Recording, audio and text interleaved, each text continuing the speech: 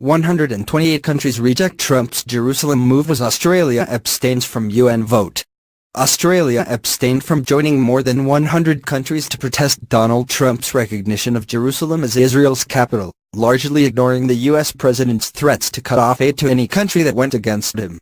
The non-binding resolution declaring U.S. action on Jerusalem null and void passed by a vote of 128-9, a victory for the Palestinians, but one that was not as big as they had predicted.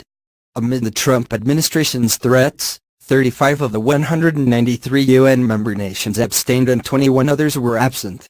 Their resolution, sponsored by Yemen and Turkey, reaffirmed what has been the United Nations stand on the divided Holy City since 1967, that Jerusalem's final status must be decided in direct negotiations between Israel and the Palestinians.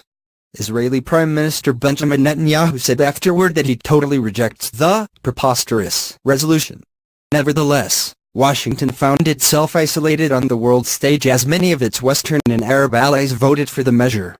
The U.S. and Israel had waged an intensive lobbying campaign against their resolution, with U.S. Ambassador Nikki Haley sending letters to over 180 countries warning that Washington would be taking names of those who voted against the U.S.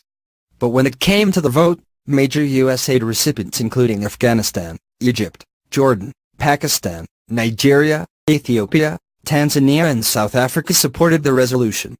The 9 countries voting no were the U.S., Israel, Guatemala, Honduras, Micronesia, Nauru, Palau, the Marshall Islands and Togo.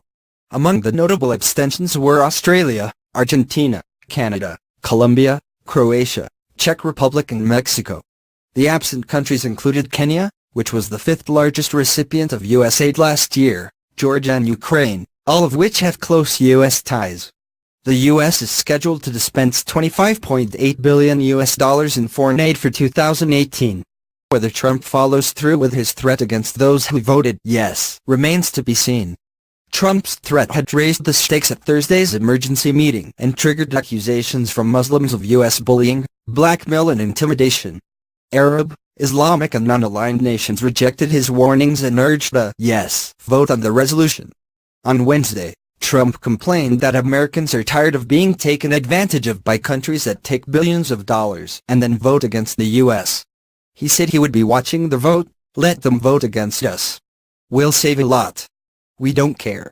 Haley echoed his words in her speech to the packed assembly chamber, threatening not only member states with funding cuts, but the United Nations itself.